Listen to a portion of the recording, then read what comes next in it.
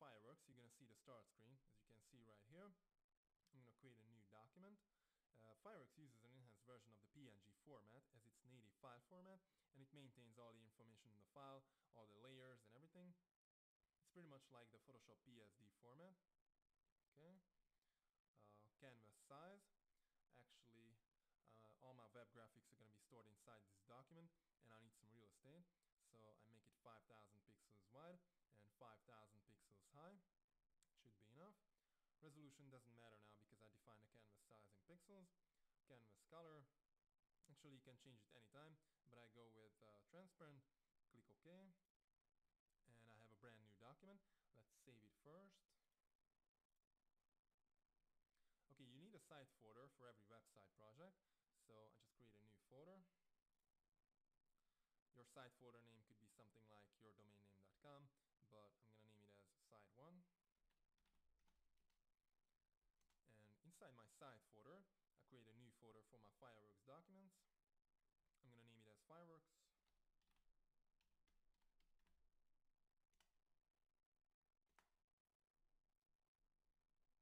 File name also could be something like your domain name, but again, I'm going to name it as site1.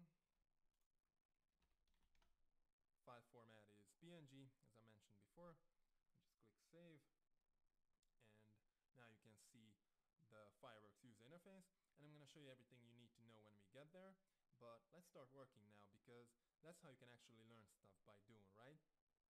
So I recommend you do everything I do on the screen, and you're going to master Fireworks very quickly. And I started from scratch just like you. So let's get started.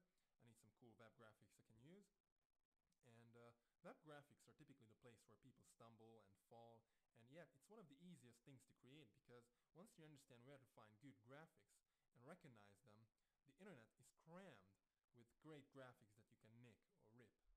And even Picasso had a saying. He said, good artists copy, great artists steal. So I'm going to show you how to get a design, edit it, make it to your own so it's different and it stands out. One of the best places to find great web graphics, other than just searching for images on the internet, is templatemonster.com. They deliver the best templates on the net, just like they say, and they really do. They have templates created by the best web design studios in the world. And here on the site you can search by category and find templates that are designed specifically for your market, or you can even search by color. So that's pretty cool. I'm going to search for website templates. Click apply, and I check out the, let's say, design category. Apply and search. Let's see what I got. Okay, I've got almost 600 templates to get ideas from, which is insane. It's a lot of templates. And here you can actually buy templates and get a full design, but I'm not gonna buy any templates now. Obviously, I'm just shooting this video for you. But I try to get one and copy it. Like this one is pretty cool. Let's check it out. Okay, this one is perfect for an exercise. So I'm gonna copy this header image and paste it in Fireworks. Just right click on the image, or hold down your control key and click on the Mac and choose copy image. Now if you can't copy the image for some reason, maybe it's a flash file or whatever, then you can capture your screen. On the PC keyboard there is a key called print screen, and it basically captures your entire screen. On the Mac you can press Command Shift 3 to capture the entire screen, or Command Shift 4 to capture a part of the screen that you select. And once you've done that, you've copied the image.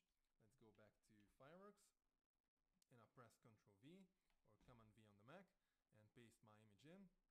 I'm going to zoom in a bit. Now there are a lot of different ways to zoom in Fireworks. You can use the magnification tool right here, and you can choose any of these preset zoom values. You can also press Ctrl plus or minus to zoom, Command plus or minus on the Mac, or you can just hold down the Control key and use the scroll on your mouse. It's the same thing, but make sure you select the object you want to zoom in, because Fireworks is going to zoom in on the middle of your selected object, selected than on the middle of your canvas. So make sure you select first and don't get lost in your canvas. But you can also use the zoom tool up here, or just press Z and click and drag over the area you want to zoom in. I'm going to zoom out a bit. Alright. Cool. And if you need some real estate, you can collapse your panels down to just icons by clicking this arrow up here. You can expand them back out by clicking again, or you can also press your tab key and hide or show all your panels and tools, or by pressing the F key a couple of times you can access the full screen mode, and these are pretty handy if you need some real estate. Now I'm gonna edit my image. First I'm gonna delete the lower part, and then I'm gonna get rid of this text, logo, and search field as well. But before you do anything, make sure you select your image first. Some designer had a saying, he said, to have an effect you must select, and it really applies to Fireworks. So I grab my pointer tool, select my image, and then I grab my marquee tool and select the area I want to delete.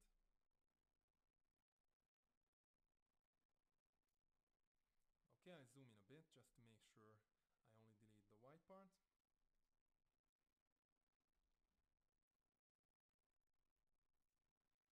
I can move my selection using the arrow keys on my keyboard.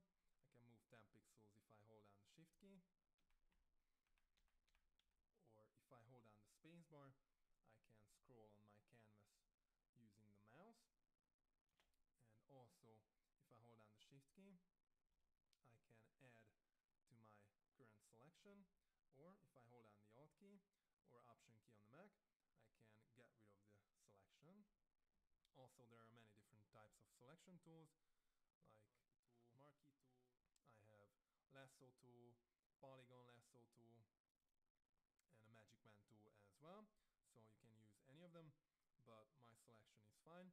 So I just press my delete key and delete the lower part. Cool. I press escape to deselect, or if it doesn't work, I just right click and choose deselect. Okay, I'm gonna zoom out a bit. I'm gonna select my image and zoom out, and now I'm gonna get rid of the text and logo and search field. But before I start editing my image, I create a copy of it and keep an original version just in case. So I hold down my alt key or option key on the Mac and click the image, grab a copy and drag it over here. Okay, I zoom in and I get my rubber stamp tool. The way rubber stamp tool works is it samples pixels from a location and copies them into the area you want to fix. Let me show you. If I hold down my alt key and click once, I select the location I want to sample pixels from, and once I let go my alt key and click again, I copy pixels into that area. See, I can just edit my image, but make sure you're locating an area that's got similar coloration, brightness, and detail. Fortunately, I don't have to worry about it since my image has pretty much the same coloration all over it. But I'm gonna change the brush size to 50, and I also change the edge to the minimum because I don't need it. You can also change the opacity. For me, 100% is fine. So I just edit my image.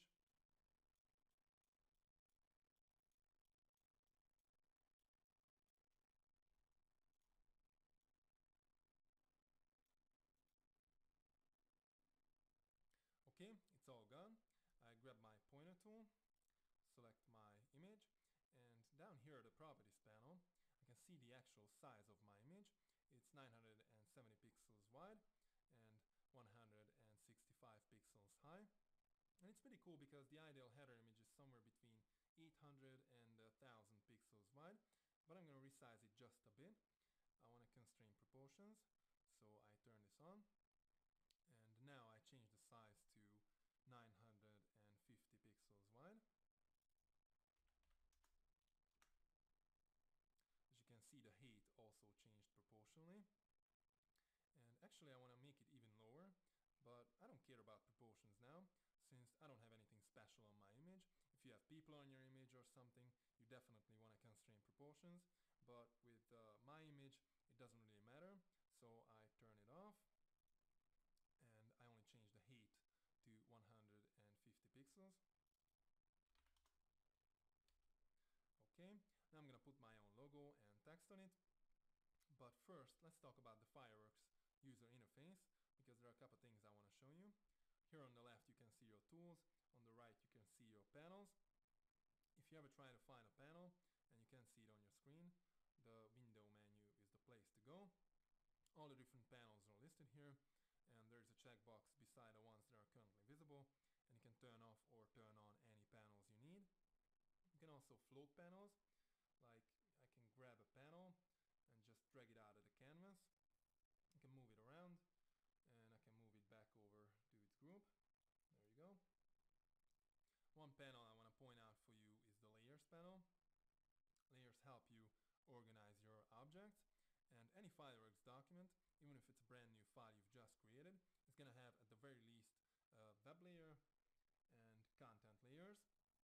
The web layer is where web objects are stored, things like slices, where you optimize and export your images for the web. We're going to talk about that later. The content layers are where you store all your visual elements, your images, your text, and all those different things that are in there. Inside my content layer, which is called layer 1, you can see my two images. I can double click on the layer and rename it. I'm going to call it header. And here at the bottom I can create a new layer, I can create a new sublayer, or I can delete any selected layer or object. You can also turn off an object or a layer so I can't see it. Turn it back on. And if I want to make sure an object doesn't get edited, even by me accidentally, I can lock it so I can still see it, but I can't select it or edit it. I'm going to lock my header images, and I'm going to bring in some text. I grab my text tool, and I want my text right here. So I just click and drag. And when I let go the mouse, I can start typing. You can type in your own slogan or whatever your brand requires. And just type in professional web design made easy.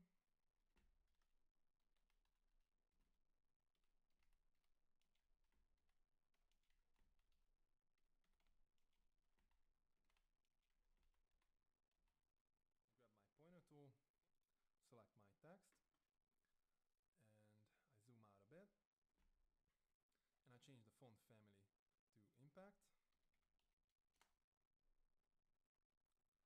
Font size will be 35 pixels, and I change the color. I can pick a color here, I can use my color picker, or I can pick any color from the screen. And I pick the color from my original image. And I like the color range, but I want to make it brighter. So I'm just going to adjust it a little bit and make it brighter. Okay. Actually, I go back for a second. You can also experiment with fill options. I'm not going to do that now. So just click away. And here you find all your basic text editing stuffs. You can change the color of the stroke to red, for example. You can change it back to transparent, and you can change the horizontal scale. You can bold your text, you can change the opacity, the blend mode, and you can add light filters. I'm going to add a drop shadow light filter, and sorry you can't see it. Shadow and glow, and drop shadow. I can edit it. I can change the color of my shadow. I can change the distance. I can change the opacity, the softness, and the angle. And if I click away, I can see my filter right here. I can turn it off, I can turn it on, I can double click it and edit it, or I can add even more filters, or I can just select it and delete it by clicking this minus icon. And the cool thing is, you can experiment with filters as much as you want without affecting your actual object. I mean, you can always go back and edit your filters or even delete them, so filters are cool. I use them a lot, but you can also apply styles to your objects, and I'll show you how to do that in a second. I'll just make a copy of my text real quick, because once you apply a style to an object, it's very difficult to get rid of it. It's not like filters, it's more than that. So I hold down my Alt key or Option key on the Mac and click on my text and drag a copy over here. Okay, I go to my styles panel, and here you can see a lot of different style families. I'm going to check out my wood styles, and I'm going to choose this one. Okay, it looks good. Now if you take a look at your properties panel, you realize that styles are a combination of different fills, strokes, live filters, and Photoshop live effects. This means I can edit the style, and after that I can even save my own style by clicking this little icon here. So that's pretty cool. And you can apply styles to any object, not to just text, even to photographic images. So keep that in mind. Okay, I delete my white text, and I reposition this one. Okay, now I'm gonna create some background for my website. Grab my rectangle tool, and I just create a rectangle right here. Okay, there's an overlap, so I go to my layers panel and I change the order of my objects. I move my rectangle to the bottom.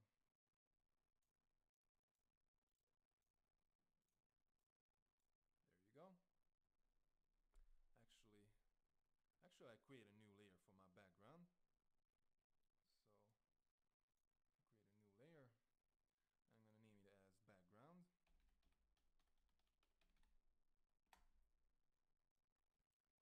And I grab my background rectangle and drag it over inside my background layer. Okay, there's an overlap again, so I change the order of my layers. And it goes to the top. And now I select my background rectangle, and I resize it to, let's say, 920 pixels wide and 1500 pixels high. Color fill will be white, no stroke, and I get rid of the texture as well. Okay, and I'm going to add a live filter. Sorry, you can't see it. Shadow and glow, and I change the color to gray, 2 pixels wide. I change the opacity to 75%,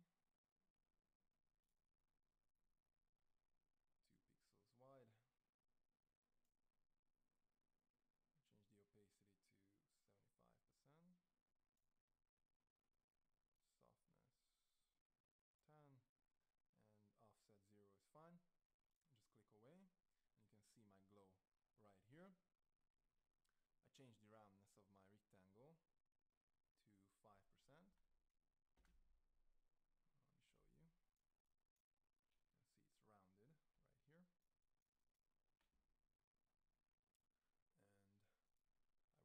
And I reposition my rectangle. And once I start moving it, I get these kind of pink smart guides. By default, they are turned on. And what they do is they help you align objects based on the position of other objects on your canvas. So based on the position of my header image, I align center. Okay, I look my rectangle, and I get my zoom tool and zoom into this area. And I'm gonna create a triangle and fill out this gap, if you will. I grab my arrow tool, and I create an arrow. I change the color to gray. I change the size to 100 pixels wide and 50 pixels high. Okay, sometimes when you resize vector objects, you get this little anti-alias edge. If you want to get rid of it, you can either change the edge to hard down here at the properties panel, or you can go to your modify menu and choose snap to pixel. It's going to handle that for you, but I'm not going to do that.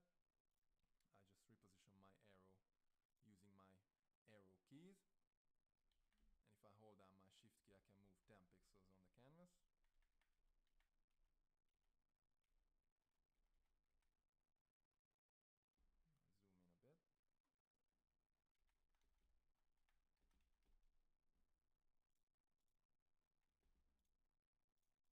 There you go. And I move my arrow to the bottom of my layer so it's not overlapping my site. And I need a different arrow on the other side. So just select my arrow, go to my edit menu or Fireworks menu on the Mac and choose duplicate, and I just grab this copy and drag it over to the other side.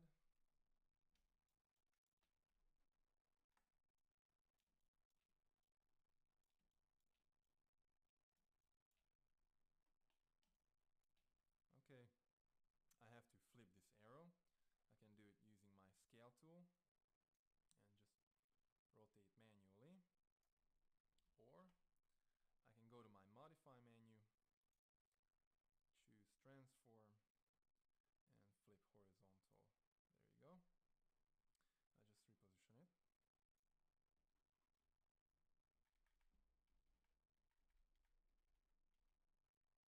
Okay, I lock my arrows so I can't reposition them anymore. And I'm gonna create some background for my website, like right here. So I grab my rectangle tool and I create a large rectangle. I move it to the bottom of my background layer.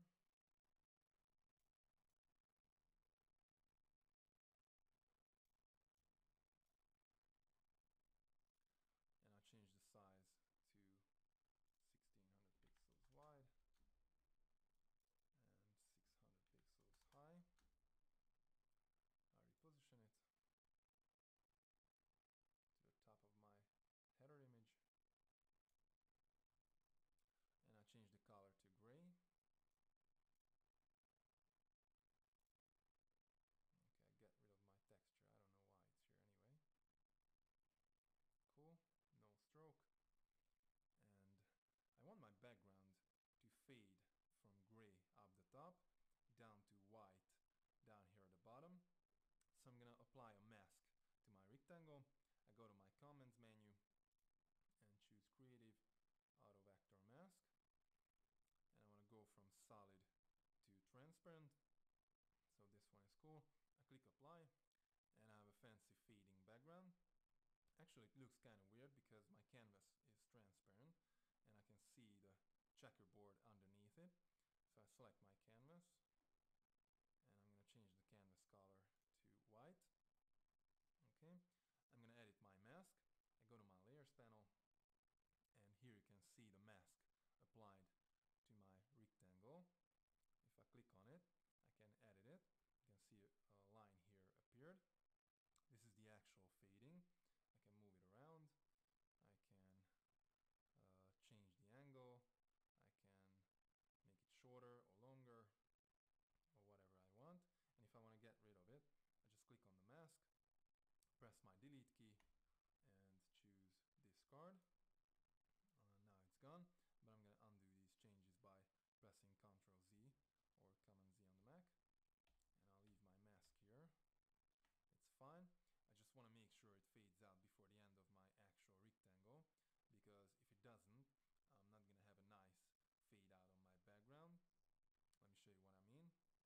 If I move the fade out point down here, you can see there is no fade out at the bottom and it's not nice at all. So I move it back up.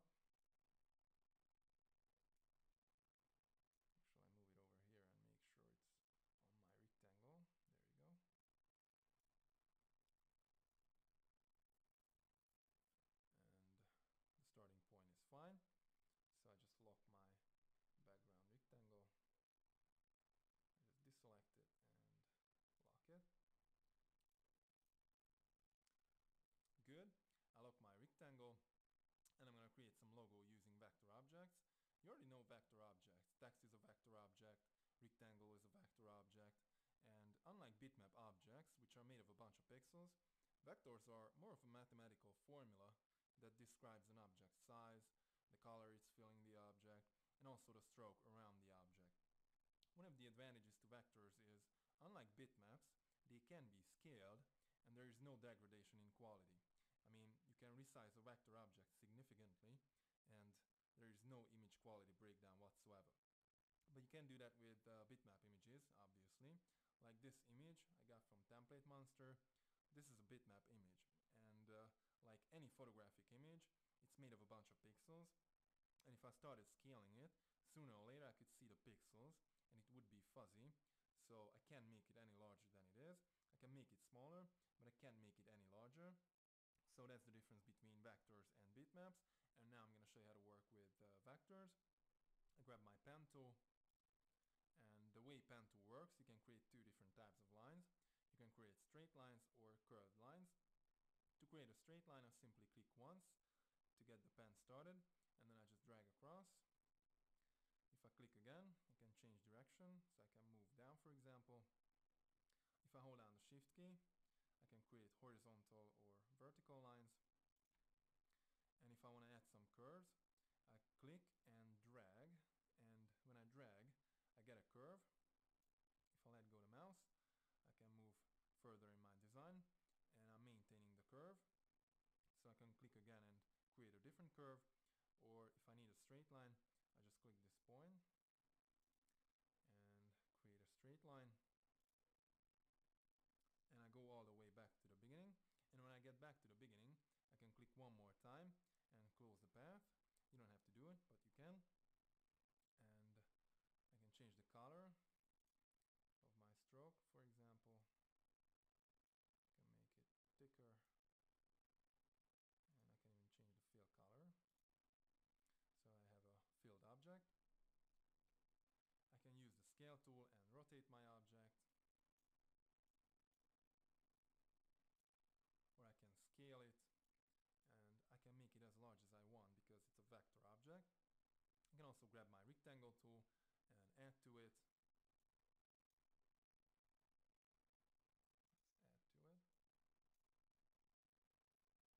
Let's add to it.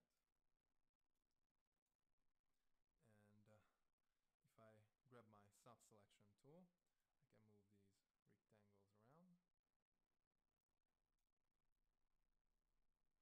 Also, I can get my freeform tool and form my object.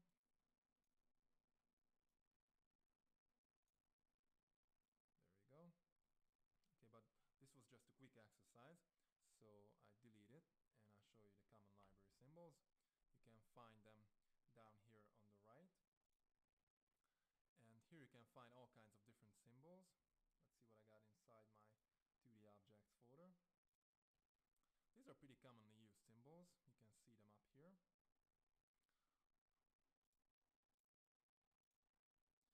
Let's say I want to use these gears for my logo. I just grab it and drag it onto my canvas.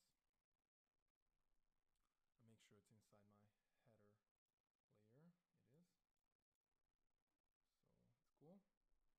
And symbols are vector objects, so you can make them as large as you want without image quality breakdown. I'm not gonna do that, but I want to apply some style to it. Like this one, or maybe this one. This one is cool. Now, if you create your own logo for yourself, make it as simple as possible. The best brands in the world, like Nike or Apple, they all have a simple logo. So make your logo as simple as possible. Okay, so here's my website, and if I want to see my site with text on it, I can bring in some text. But if I don't want to type, I can go to my comments menu and choose text and Lorem Ipsum or whatever, and this brings in some text for me, and I can format it and I can create a perfect prototype. Okay, I just wanted to show you this. I delete it now, and I'm going to show you how to create buttons. I grab my rectangle tool and I create a rectangle. I change the size to 240 pixels wide and like 60 pixels high. I change the roundness to, let's say, 60 pixels. And I also change the color. And best possible color for my auto button, which is actually yellow. I don't know why, but it's been tested and yellow buttons get the most clicks. So I choose yellow.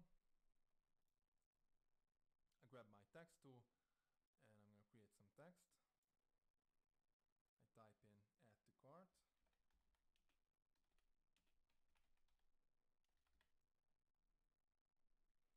Okay, I select my text. I'm going to change my font family to Tahoma. I bold it. Actually, there's two places to bold it. Whatever. This one is enough. I change the size to, let's say, 28 pixels. And I change the color to blue. And I want to make sure my text is align center, so I'm just going to zoom in a bit.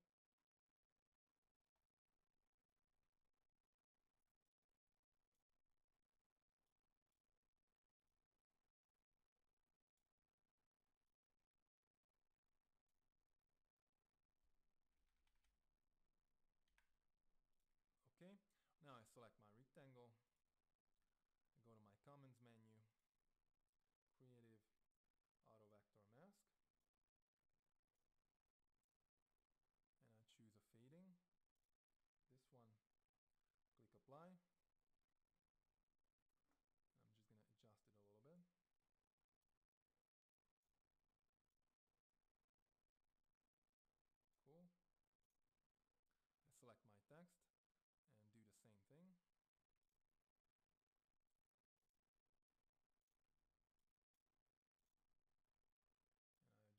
And I adjust my mask. Cool. And I want to create some reflection for my button. So I select my rectangle, go to my Edit menu or Fireworks menu on the Mac, and choose Duplicate. I move the copy right here. I change the color to gray.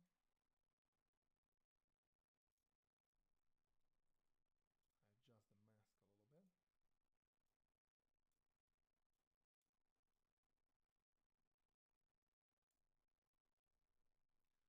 Okay, I have a nice reflecting button, but I'm going to create a few more because I want to show you all the different ways to create your buttons. So I select my button, the whole thing, hold down my Alt key or Option key on the Mac, and drag a copy over here. Okay, I delete the reflecting part. I also delete the mask. Choose discard.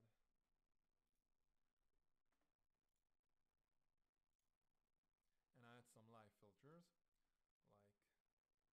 like Photoshop Live Effects.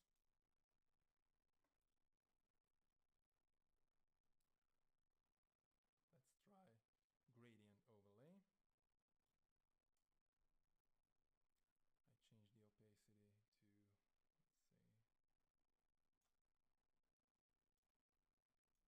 like 30. Click OK. And it's pretty cool. Now I have a different kind of button, but let's create two more. I create another copy.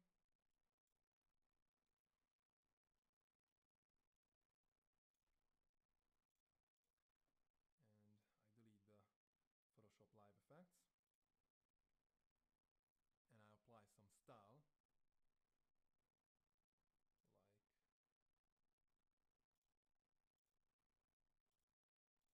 like this one. And I can actually edit the style, so I change the color to yellow.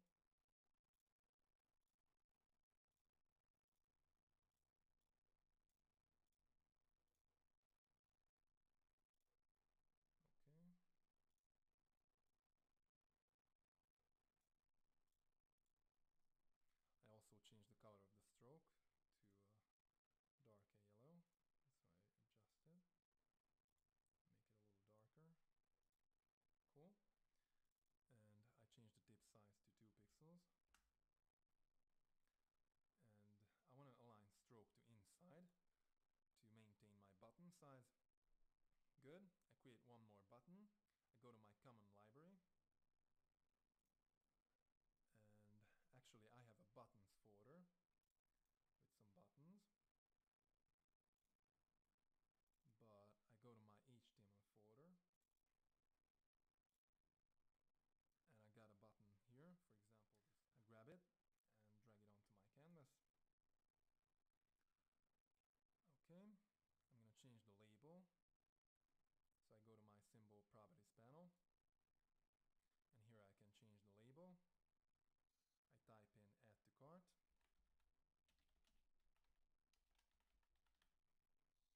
Okay, I just hit enter and now it's on. Okay, so there are a lot of different ways to create your buttons. You can also find a button on the internet, edit it, make it your own, and I'll show you how to do that as well. But I'll show you that on a check mark, not on a button, because I need a check mark as well. So I go to Google and I typed in check mark and I search for images. And I need a good quality image, so I check large. Okay, let's see what I got.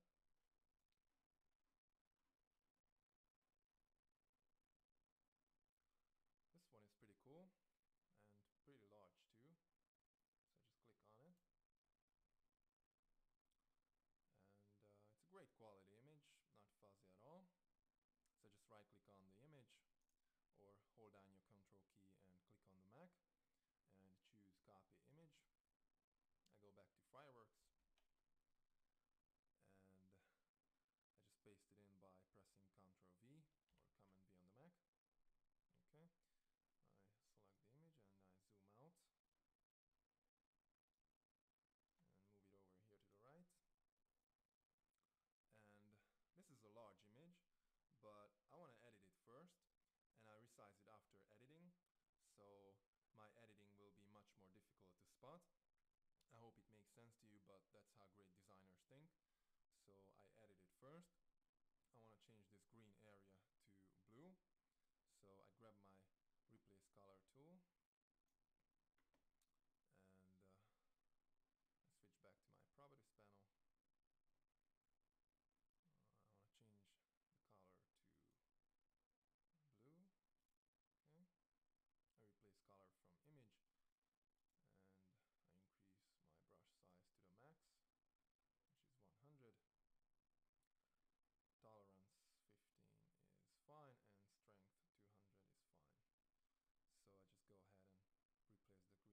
You see this tool is pretty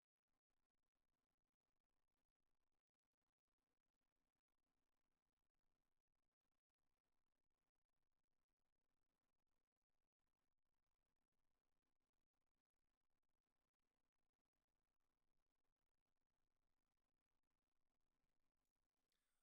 Alright, even if my tool is pretty smart, I replaced the color inside my check mark as well.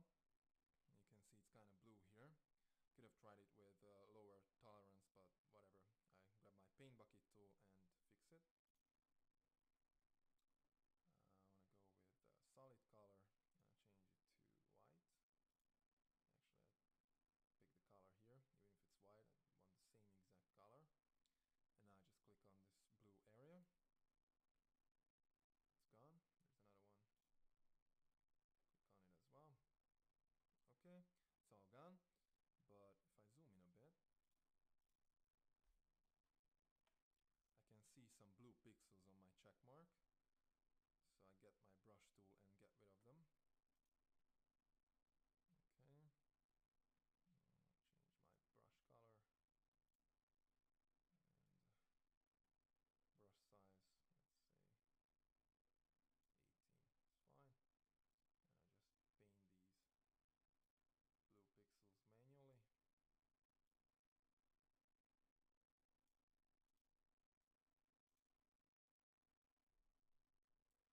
Okay, good. I zoom out.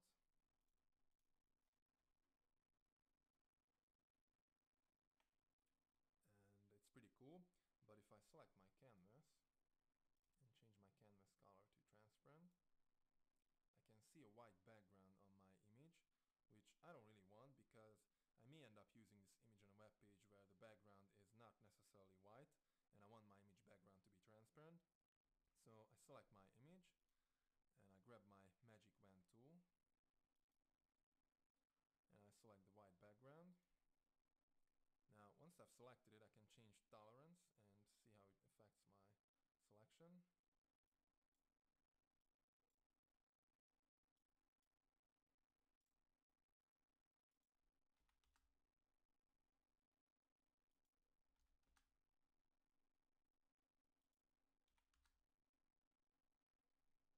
Okay, 1 is fine.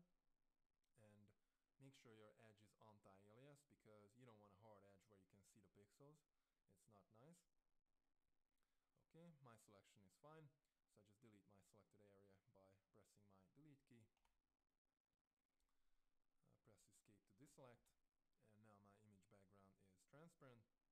Actually, I want to make sure it's totally transparent. So I select my canvas, and I change my canvas color to black for a minute, just to make sure my background is totally transparent on the image. Okay, it is, but the lower part of my image is not really rounded. So I select my image, and I grab my oval marquee tool,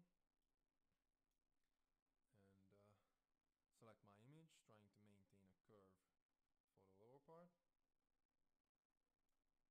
Now let's try it again.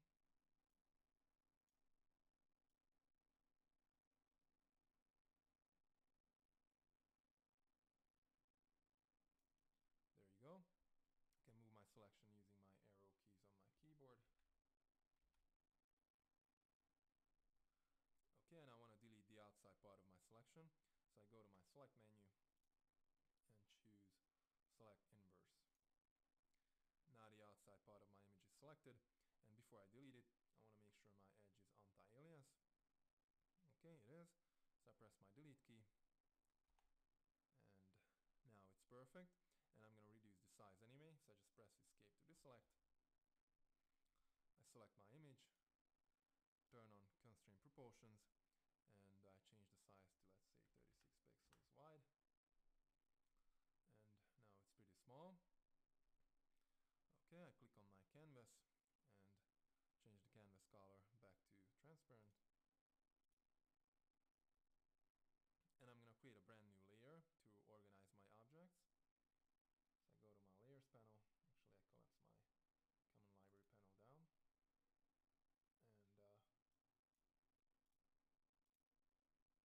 And create a new layer. I'm going to call it assets.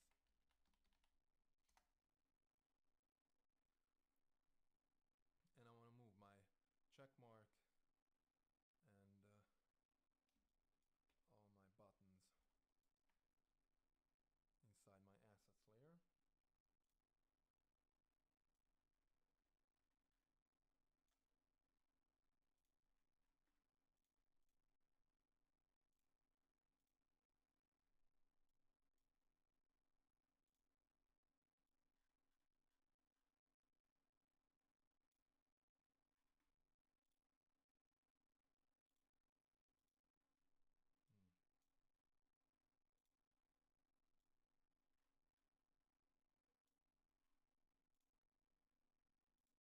There you go.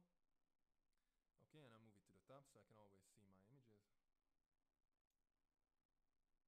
Okay, you can also create different individual pages inside your Fireworks document, and you can use them for your different web pages on your website. Like you can create a page for your index.html, another one for your contact us.html, and so on. And if you have a lot of pages but you have some content that is the same on every page, like your background for example, you can set a page as master page, and the master page content shows up on every page, so you don't have to store your background on every page. Just put it on the master page, and if you change it, it automatically updates on every page. So that's pretty cool. But honestly, I don't really use it because I never prototyped my website in Fireworks. For me, I don't know why, but I think it's a waste of time. It's probably good for web designers who create a website every week. I don't, so I just try to put together my graphics as quickly as possible, and then I work with Dreamweaver. Same thing with the states. States are part of creating animated images and interactive markups. You can create different states of an image, and export it to animated GIF format, and it's great, but the best websites in the world don't have animated images at all. But you can also create rollover effects using the state, and I'm going to show you how to do that as well. But I'll show you that in Dreamweaver, not in Fireworks, because it's much better to do that in Dreamweaver.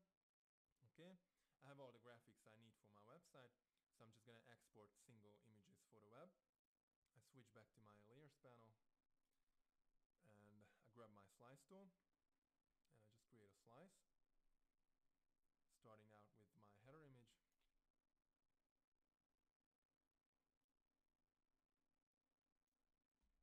Okay, I make sure my slice is covering my header image properly, so I zoom in a bit.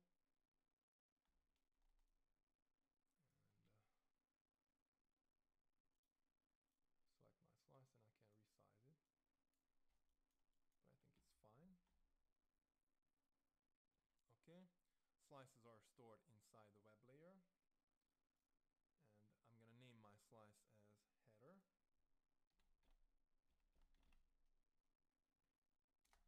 And I use lowercase letters only because this is going to be the actual file name, and I export it for the web. I just optimize my image. I go to my optimize panel, and I want to export it to PNG24 format. And you probably know JPEG is the most popular format on the web, and JPEG really is a good choice for photographic images, but it doesn't handle solid colors that well. Use JPEG for photographic images, it's great, but use PNG24 for web graphics, or PNG32 for web graphics that have a transparent background. My header image has no transparent background, so I go with PNG24, and I export the image. I just right click on my slice, or control click on the Mac, and choose export selected slice. Okay, I need a folder for my website images inside my actual site folder. So I create a new folder, and I'm going to name it as images.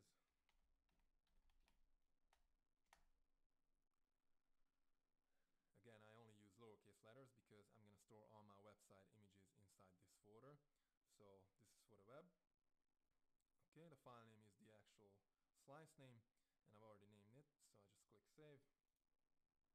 And that's it. Now I'm going to export my buttons as well. But I move my assets to the right because I have to see the checkerboard behind them if I want to export them with a transparent background. So just select my assets layer, zoom out a bit, and move them here to the right. And my check mark, oops, and my check mark right here. Zoom in, and now instead of using my slice tool, I just select one of my buttons, like this one. Right click on my mouse, or control click on the Mac, and choose insert rectangular slice.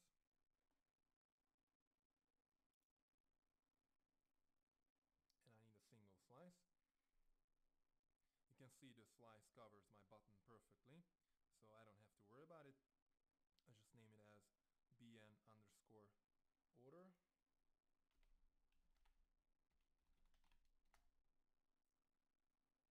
BN stands for button, and if you have a lot of buttons, it's pretty useful to tag them. Okay, I export it to PNG32 format because I need it to have a transparent background, like right here. But if you want to export your image with a transparent background, make sure your canvas is transparent as well, and you can see the checkerboard behind your image. My canvas is transparent, so I just right click on the slice, or control click on the Mac, and choose export selected slice. All my website images go inside my images folder. Just click save, and one button is enough. I export my check mark, I select it, right click on my mouse, or control click on the Mac, and choose insert rectangular slice. I'm going to name it as check mark.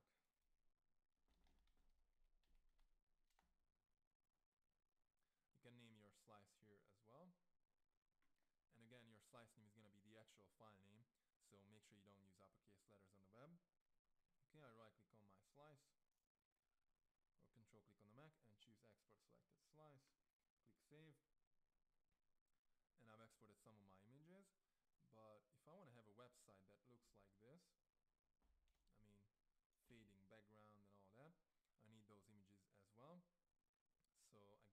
slice tool, and I create a slice for my background, starting from the top. And I'm going to resize it in just a bit, but I select my background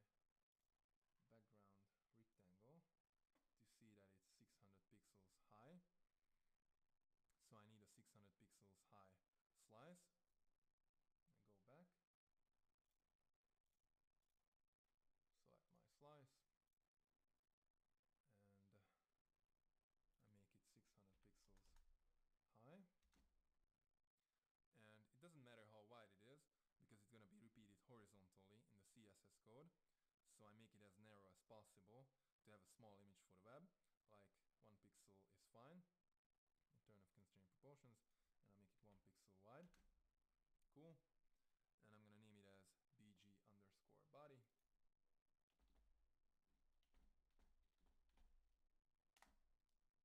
BG stands for background, and body because it's going to be the background of my body in the CSS code. You will understand it in the next video when we set up the site in Dreamweaver. Okay, I export my slice to PNG 24 format because it doesn't have to be transparent. I select my slice so I can zoom on it, and I right click on my slice or control click on the Mac and choose export selected slice. Click save, and now I'm going to export my actual website background. I mean this white rectangle right here. So I create a new slice, and it has to be exactly as wide as my header image, and my header image is 950 pixels wide, so I need a 950 pixels wide slice, but these red lines can help me out. There you go, it's exactly 950 pixels wide. I just let go of the mouse, and I move my slice to the bottom because I can't have the fading background on it. So I move it to the very bottom. Now this image is also going to be repeated, but this one is going to be repeated vertically. So I change the size to 1 pixel high to get a small image for the web. Make sure you turn off constraint proportions, and I make it 1 pixel high. Cool.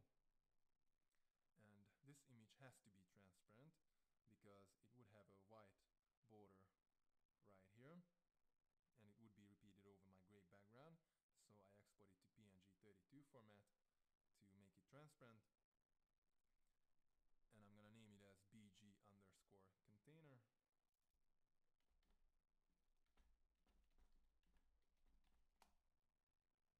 It's gonna be the background of my container layer on my website. Again, you will understand it in the next video when we set up the site in Dreamweaver. Now I just export it, and select it so I can zoom on it. Right click on my slice or control click on the Mac and export selected slice. Click save, and that's it. Zoom out, and I want a rounded corner like this down here at the bottom for my website, so I create a new slice which also has to be 950 pixels wide, just like my header image. So I make it 950 pixels wide. I'll let go my mouse, and I make it 120 pixels high.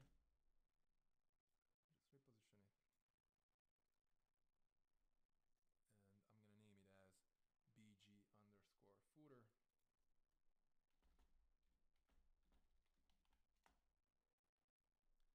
And this image cannot be transparent because my repeated image would show up underneath it right here at the bottom. So I export it to PNG 24 format.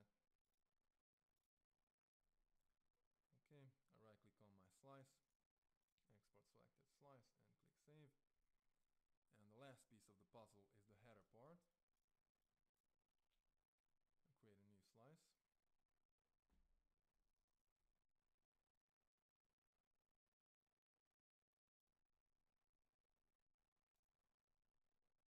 It also has to be 950 pixels wide, just like my header image, but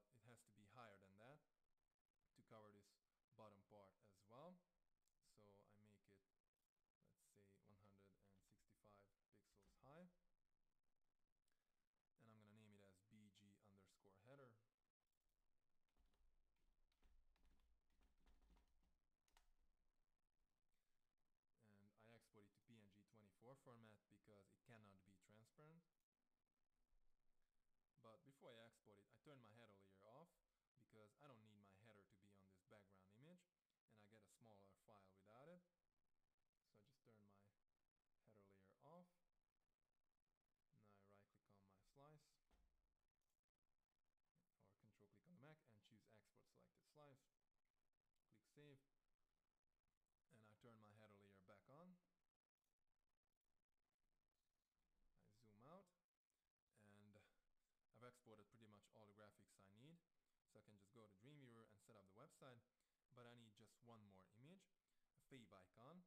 Now the fave icon is a small icon that appears on your web browser right next to the address bar. It also shows up in your bookmarks and in the tab display as well.